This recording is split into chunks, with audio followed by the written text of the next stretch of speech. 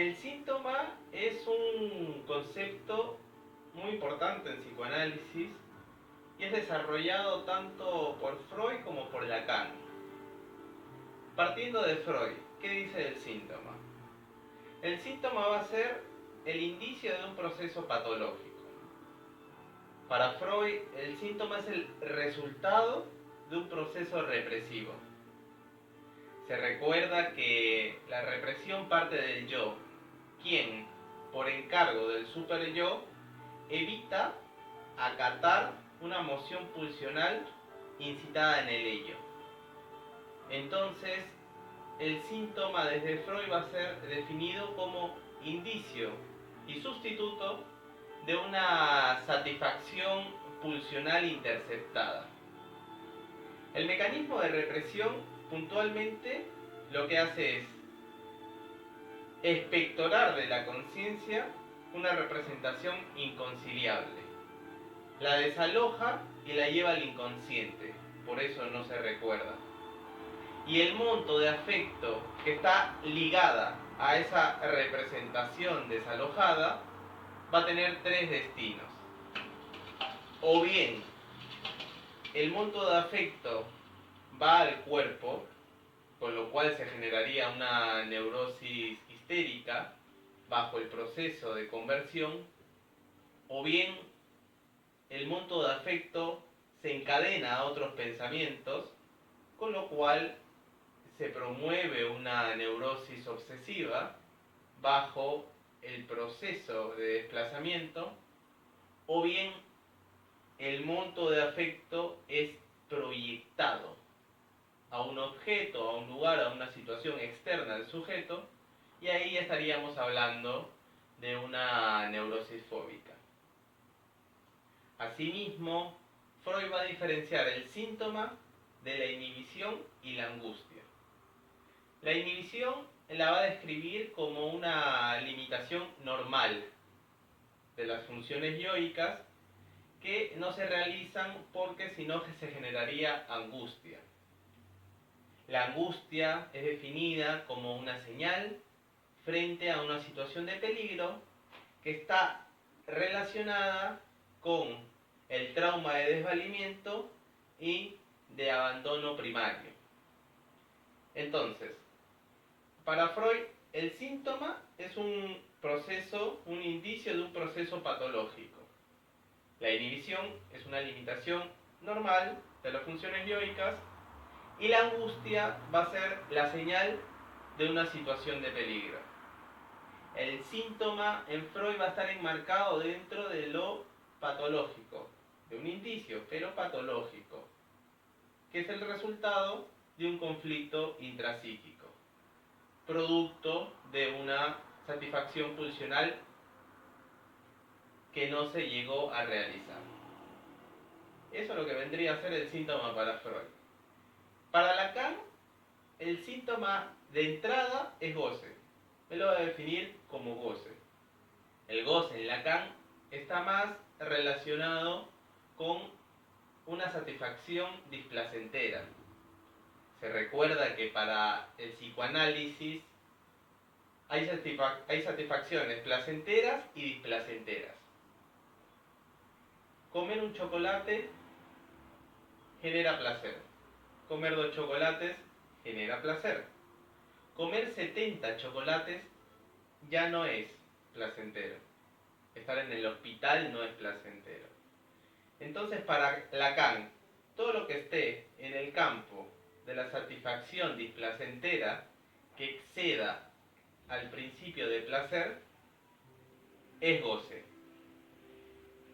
Esto más o menos Freud ya lo describía cuando hablaba de que la moción pulsional encuentra un sustituto mutilado en la pulsión de muerte de la compulsión de repetición. Eso que siempre se repite y genera displacer, sufrimiento, padecimiento, lo sintomático inconsciente en el paciente. Bueno, todo eso que es satisfacción displacentera, Lacan lo va a llamar goce. Y cuando habla de síntoma dirá que el síntoma es goce. Para Lacan el síntoma es aquello que el sujeto conoce de sí sin reconocerse en ello. Aquello que le da una señal al sujeto que eso que le está pasando le concierne, aunque no sepa de qué se trata. Para Lacan hay un significante que se repite y que pretende hacerse reconocer para aquel que está escuchando.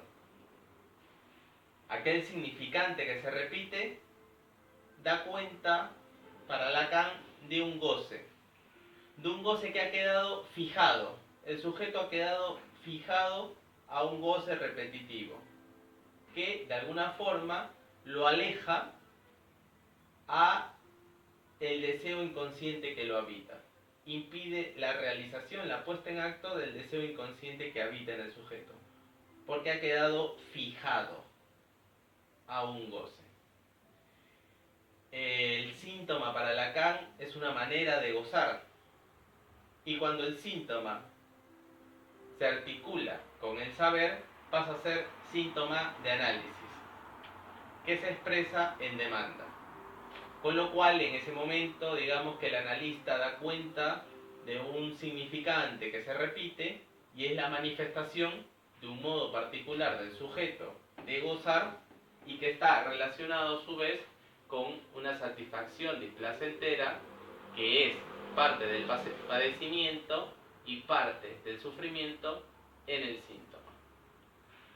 Ahora, Lacan va a relacionar o va a tomar importancia del concepto de síntoma cuando desarrolle lo del fin de análisis. Algo que no se ve mucho en Freud. Freud, cuando habla del fin de análisis, va a decir que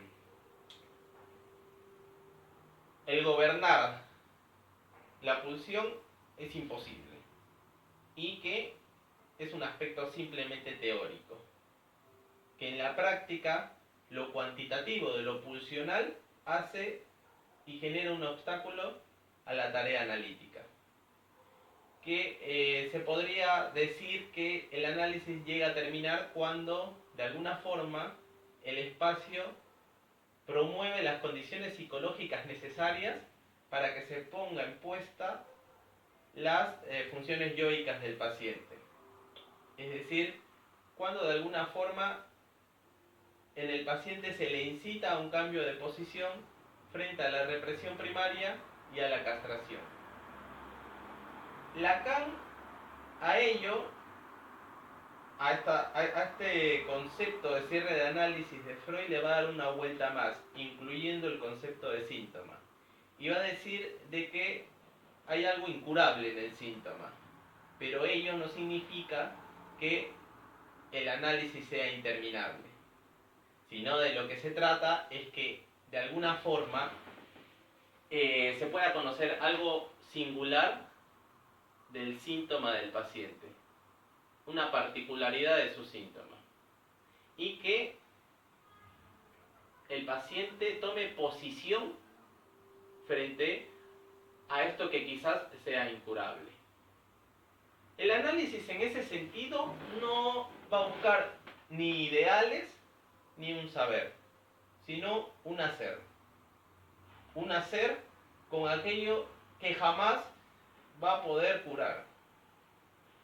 El hacer del síntoma, el conocerlo, no es saberlo. Está más del lado del hacer, del acto, de poder finalmente hacer que el deseo se satisfaga. Es de alguna forma acercar la pulsión al deseo.